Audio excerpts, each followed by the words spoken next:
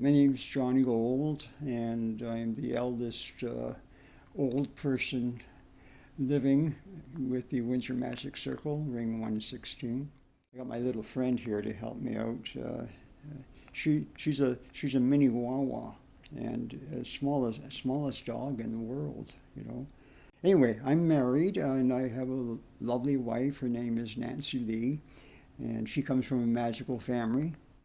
Her family consisted of mom and dad and two girls, and they were all involved in a family act, magic act, back in the 50s and 60s.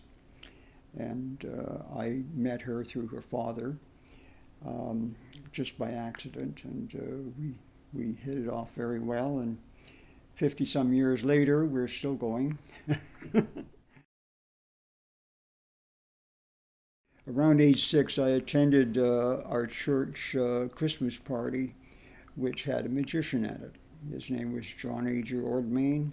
He was a midget, little man, big heart, and fantastic entertainer. And he entranced me so much that I asked for a magic set for Christmas, and I got one. And that was my very first start into it. So it was my 6, 7 year old time frame. And it was the typical things that were in the kits at the time, and it got me going. Also, that Christmas, I went to another Christmas party. And that Christmas party had another magician at it that was a children's entertainer. He specialized in that. And I loved what he did. He worked very well with us. Both of these gentlemen were older, much older than I was, and in my teens, I actually got to meet them again, and we became good friends. Good friends for a long time until they passed on. We corresponded with each other when I moved to Windsor from Toronto, and that's kind of how I got my start. The magic set I had, yes, there was a little lock in it, like a miniature padlock. And that miniature padlock, I would show how to open it and close it. And you give it to somebody, and they can't do it. And I had a lot of fun with it. And I told them the only way you can open it up is do it behind your back. You can't see what you're doing, but it will open for you. Yeah, and I still have that padlock. I think that's about the only thing I had. They had sponges in it, like for a sponge trick, and taught you how to do that. And there was multiplying balls. They were just little wee ones, what we call billiard balls today. but I had little hands, you know. Yeah. I remember one card trick that was in there. It was 3 cards. They were different colors, and you had a little folder that you put them in, and it's red, yellow, and green, and it's kind of like a stoplight, you know. And you would bring out 2 of the colors and ask if they can remember what the third color was. And of course, everybody says, well, it was yellow, you know, because you take the red and green one out, you know. And I said, no, it's not the yellow one. And, well, it had to be the blue one. No, it wasn't the blue one. And it wasn't a red one. And it's this one here. And I turn the folder around. I bring out a card. It says fooled on it, you know. And they said, it's on the other side. I said, no, it's not. I turned over. It says fooled again. I used that for a long time, and eventually I got a large size of it and put that back in my show. You know, it was a good one for kids. I had a secret. My secret was a big building. It was around the corner from us, and it's called the Public Library. And they had all kinds, thousands and thousands of books, but they did not have a lot of magic books. They did in the children's library. So I got caught one time going up to the adult library, and they immediately took me away. Said, you're not old enough to have these magic books. When you're older, you can come up here and you can borrow those. So that kind of ticked me off. But I must have had every magic book in the children's library out several times before I became a teenager and was able to go up the adult section. Probably had them memorized. Well, I got a photographic memory at the time, and now there's no film left, so I can't recall anything. You're asking me, Bill. That's not fair. That's not fair. Books hold a wealth of information, and every available book on magic was borrowed, renewed as necessary as I progressed. I also frequented the Arcade Magic and Novelty Store, which is in downtown Toronto. There was a reason for that. It was the only store at the time, and I was a teenager. My parents allowed me to go down by myself on a Saturday morning, and I'd come back Saturday afternoon, hopefully in time for supper. And I had the whole day surrounded by magic and magicians. And this was at least once a month, sometimes more than that, depending on what my allowance would allow me to do. I got to meet many traveling magicians that would stop in the magic store. And it was kind of nice, you know. I had a problem, a personal problem back when I was young that lasted a long, long time. My twin brother, the second eldest in the family, was deprived of oxygen when he was born. He did not develop properly. And even to this day, he's still in the care of the government. We get to see him or talk to him wherever we want. But anyway, at that time, it was, in my mind anyway, my brother was yanked out of the house. And I never saw him again until I was older and we went to visit him.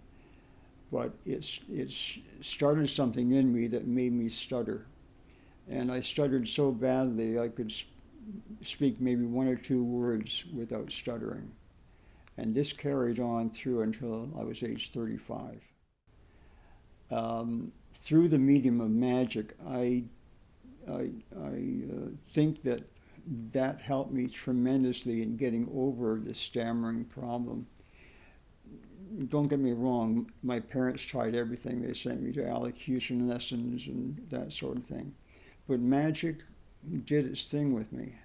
And I got so involved with the magic, my speech slowed down, steadied out, and of course today I don't have that problem very often. Well, that's what it was like. I've been doing magic, like I say, from age 5 or 6, and I guess I got 75 years into it now, and I'm happy about it. I'm doing what I like to do now. I'm retired, but I'm not so retired I'm not doing anything. In my pocket I have a little bag of tricks that I always carry with me, and if I don't have that, there's always something around on which I can rely to do some magic with, impromptu if you wish. The shows I started off with in my early years, there was only 3 or 4 tricks in them. That was mostly last a few minutes because I didn't have the capability or the forethought to expand the tricks into routines and put in bits of business in between. Like that wasn't taught to me. I worked mostly 30 or 40 minute shows in my time frame of 50 years of doing it professionally. Birthday parties, house parties, family gatherings. I found Christmas time was very, very busy. At one point in my career, I was doing 12 shows on a weekend. Guys told me in the club at the time, he said, "That's impossible, you can't do that." I said, "Well, it's not impossible, I am doing it." Winter months, ones that were where they don't have the summer parties and that, I would be doing other work. I was self-employed, so I represented some companies in Toronto over the years. I got to represent them during the week, and then on the weekend I'm out representing myself. And eventually that changed over to I went full-time. And it was a nice ride. I didn't want to retire, but the doctor said I had to. I covered 3 areas down here, Essex, Kent, and Lambton counties, and I would travel through the states. I had an office in the Penobscot building in downtown Detroit, which happened to be across from Fox Fun and Magic store. So I got to visit Carol Fox and Roy Kissel that operated and owned the store. And whenever I went over there, and of course I had to go over there at least once a week, you know. My main character was that of a wizard in Windsor. I was always taught from a very early age that I should probably find a character that I'm comfortable with and be that character, a magical one. Well, it took me a while, but I ended up using Uncle Johnny for a while when I was a young man. And then as I got older, I discovered this character and created a show around it. And Jonathan T. Wizard lived on for a good 40 years. And Nancy and I were doing a show at the Kubota Club. It was for an Easter telethon. And CBC was there. The producer came over to me after the show, whom we knew. I didn't know he was there, but he was there, and he came over and he said, "Last time I talked to you, you had a show and it didn't pan out." He said, "If you ever get another one that you want to present to us." I said, "Well, as a matter of fact, I got something right now that I'm working on."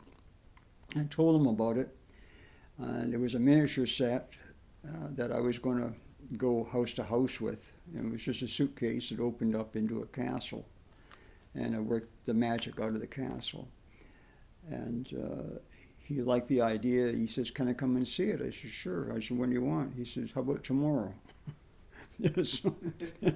So I had him come over. I saw it, and he says, "I want this down in the studio, and we're going to do something with it." And we created a 45-minute program that was to air in every station across Canada, being produced here in Windsor. Hired Windsor talent, and it was a beautiful dream come true, you know. Halfway through it, we had the pilot done. However, head office had warned that, which I didn't know at the time, they had warned the station that they might be closing the station and that everything would come to a halt. And that's exactly what happened. So I kept the rights to the show. I kept the rights to the pilot, my character, and I went off as Jonathan T. Wizard, children's entertainer. And I used that for the following 40 years. Well, I came here in 1966, 67. With 66, and I think I joined in 1967. And at that time, they were struggling to get members. It wasn't long after that I became president. Right now, I've got, I guess, about 60 continuous years as an active member of the Windsor Magic Circle, Ring 116. Ring 116 is a group of the International Brotherhood of Magicians. They all have a number. Ours is 116. The one I was with was 17. That was in Toronto. And in there, I left that position of librarian to come to Windsor because I had to. Your hat. It's got the You letter sign you on. noticed it, yes. This hat was the only thing that identified a member of the Windsor Magic Circle. They all had hats like this, and I don't think there's any left except maybe the one I'm wearing. And I forget how I got it, but I got it. And I put it away along with my other collectibles, and I thought it was a good time to bring it out and share it with the people that are watching.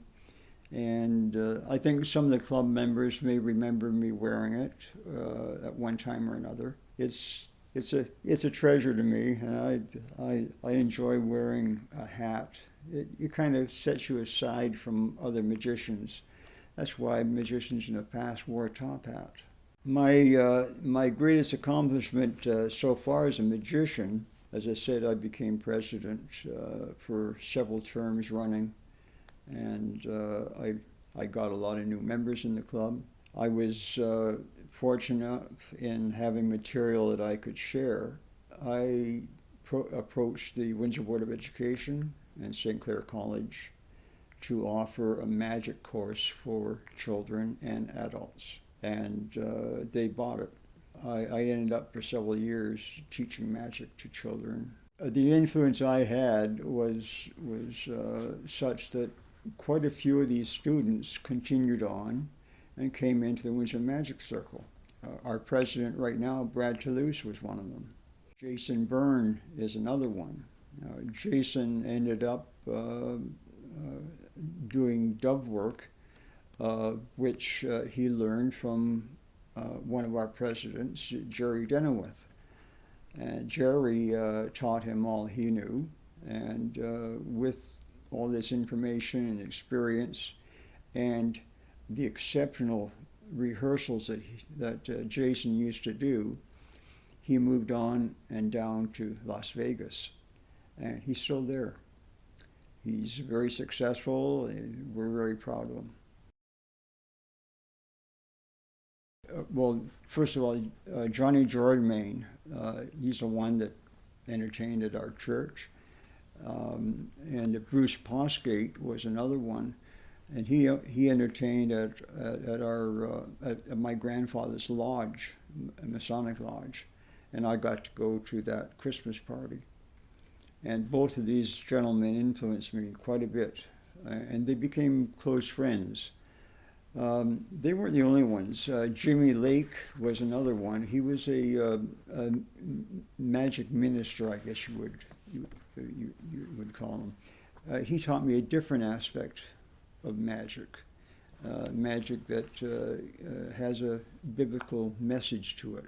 I did some of that in my shows, but most of my shows were not geared to that market.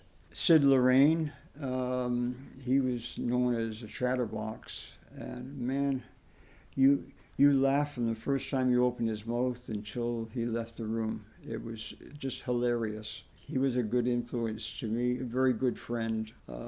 He helped me in many ways. Along with him, we had Stuart James up in Courtright, Ontario. Well, Derek Dingle, he was a card guy. I met Derek, he lived down the street from me in Toronto.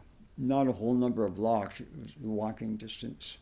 And we met one time, and we hit it off well, and you can learn from him. And of course, a lot of people have.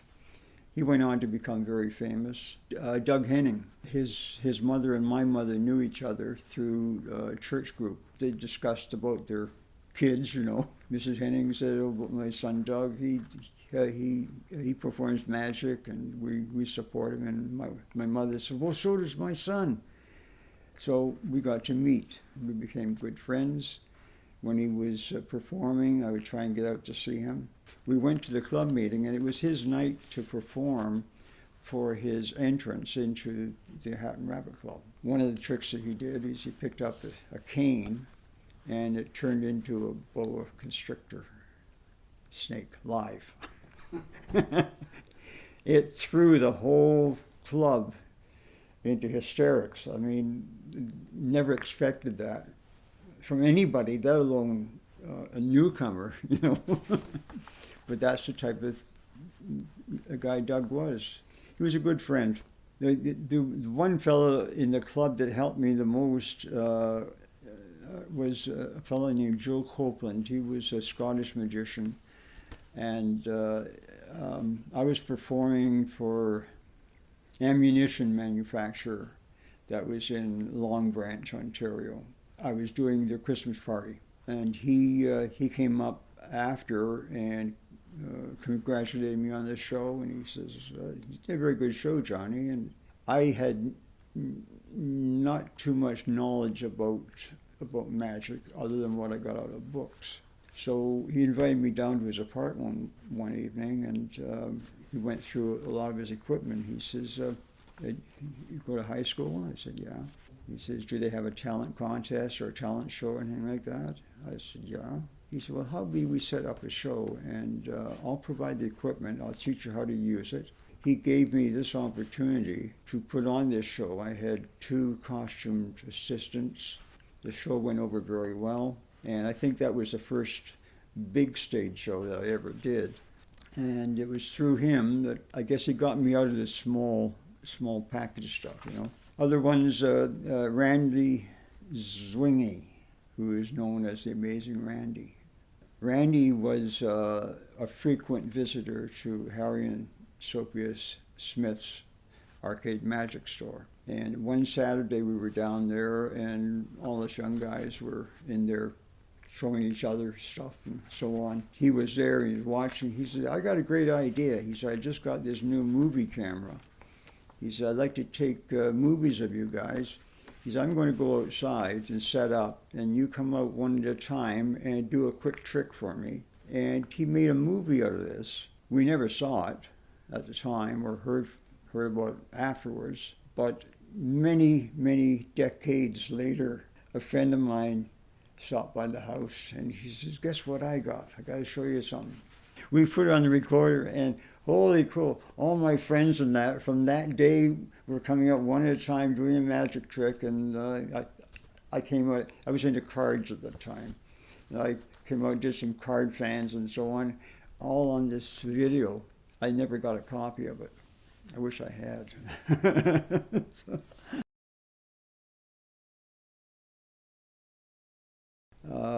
I think that every magician should start off the way I did, going to the library, get some books out, read the books, practice in the books, and eventually when you've got a little bit of magic that you can do very, very well, then try and involve yourself with other magicians, and then you will accelerate from that. You're showing them what you can do, they're going to show you what they can do, and you will learn and develop accordingly. You might change your path from cards to money magic or to magic with ropes. It's up to you as to what you do at that point.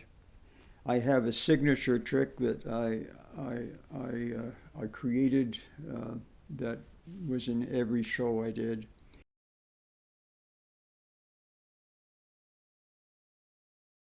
If you have a piece of rope around, you like to make knots like that, it's very easy. But sometimes you need to make a knot without letting go of the ends. And I don't want to fool you on this one, but I'm going to show you how to do it. You see, you drape it over your arm like that, and you've got to hold on to the ends. Go through this side, come out this side, and flip it off the left wrist, and there's the knot. It's really amazing. Now, sometimes people will say that, "Oh, you let go of the ends." And I say, "No, I didn't let go of the ends. I'll prove it." And I tie a knot in this end here, and I'm going to ask for some help here if I can. Because I'm putting these on my thumb, and you can check this out. Just make sure it's on there. Yep, Okay, it's on good. there. Yep. Okay. There's no way I can let go. Okay, so I'm going to do it slowly, just so you can see how I do it. I do it very carefully. See, like that. Very carefully, coming up and through like that, and that's all there is to it. Okay. Now the sneaky part comes, and then I can tie a knot, but you're going to think I'm going to be letting go somewhere or doing something sneaky. So I can't. I want you to put that on your thumb, and I want you to put that on the other thumb, and hold those ends tight because I don't want to interfere with them. Okay. Okay. Now without letting go of the ends, we have now just have to do this. And pull here and pull there, and look at that. This knot is tied right in the middle of the rope. And I didn't let go of the ends. You did not. I couldn't, you have them. Well, anyway, there's all sorts of things you can do with a piece of rope. Magic-wise, you can cut it in half and you can restore it. You can play around with it and make knots. I like to flip a rope like this, and and tie a knot. Sometimes I do, and sometimes I don't. The thing is, you've got to get rid of it. You've got to do it the hard way. No. Something else you can do with your rope. You can hypnotize people with it. Like the rope of India, where they say the Hindus can take a piece of rope and they throw it up in the air and it stands rigid, and they send up their little helper and he gets to the top and he disappears. And the rope falls down right to the ground. Where did he go? How did the rope stand up in the air? I can't do that. But I can do this. I will show you by flipping the rope around this like this, I can make it stand up in the air. It's very, very, well, maybe it was the other end. Just a minute, hold on a second. No. Oh, I know, I forgot. You've got to help me out. You've got to put your fingers up your think muscle like this and think hard about the word rigid. Okay, that means stiff, okay? And we're going to see if we can make it stiff and rigid. I'm going to hold it like that. Okay. Now, whatever I do, I can't take this hand away because it, oh, it worked. It worked, it works. Let's do a little more, okay? We'll hold it here, take my hand away, and the rope stands there all by itself. It's amazing. Oh, I know what you're thinking. I took the wrong hand away. No, this is the right hand. Oh, hold on a second. The left hand's the right hand. The right hand's the wrong. I'm supposed to hold it down here and let go up here. That's the way it's supposed to work. Now, you know what I found out? You could use it as a pool cue, but I don't have a pool. I don't know what a pool is, but anyway, you can't turn it upside down and use this end. Do you know why you can't use this end up here? Because this is the right end, which is the wrong end. It's the left end that's the right end. That, well, that's the end of the trick, and I hope you liked it. Thank you very much for your time. It's my grandmother's necklace. My grandmother found some beads. They were great big beads, as you can see. And they can move around like that. Okay. She was very proud of these, and she didn't want to lose them, and I don't blame her. I mean, they're so beautiful. They're made of wood. I'm not sure what kind of wood, but it was special wood. I know that because it's lasted a long time. These particular beads are probably as old as I am, maybe older. And the idea behind this is that she wanted to make sure that nobody was going to take them from her.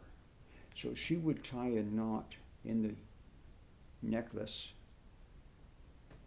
in such a way that nobody would be able to get them if she had them around her neck. Okay? And I would like you, if you can help me out here, we're just going to cover these up a little bit here like that. Okay. Like that. I want you to hold, just put your hand around them. That's it. Okay. You better come in a little closer because I want to make sure that this works properly. Okay. Now, the amazing thing was that somebody tried to steal them. And I'm not going to say who it was because I wanted those beads so badly. You know, and amazingly, I got the beads and left her with the necklace. There they are. And that is my version of the grandmother's necklace. So this is what Warren gave me. He gave me one of these things. He said he got it from his uncle. Well, I said, what is it? He said, well, it's nothing. I said, well, what's it do? He says, nothing. So, but what good is it then? He said, well, he says, when you're feeling a little blue and you want something to do, this is a good trick to do. I said, oh, really? I said, what's it do? He said, nothing. He said, look, see this? String goes up and down, nothing to it, nothing. I said, well, you're pulling on the yellow one to get the green one up. What about the blue one and the red one? He said, well, if you pull on the blue one, the green one comes up and the red one goes down, and the yellow one brings the red one up and the green one goes down, and the blue one comes up and the red one goes on. I said, well, oh my goodness, it works that way too. I said, can you ever break it? He said, oh, no. He says, this is the nice thing about it. You can never break it. You'll always have a long string on one side and a short, oh dear, I did it. I broke it. What do I do? He said, well, gotta check it out. I said, what do you mean, check it out? He said, well, take it apart and have a look. I'm looking at it and I don't see it. Oh, I see, says the blind man to his deaf daughter as he picked up his hammer and saw. There's nothing to it. Oh, well, now what do? He said, well, he says, you see the red one over there? The red one over here? He says, the red one is a magical one. He says, you take it like this, you touch 3 times to the end like that, blow on it once, and it fixes itself. So anytime you're feeling a little blue and you want to unwind, this is the trick to do. And I hope you liked it.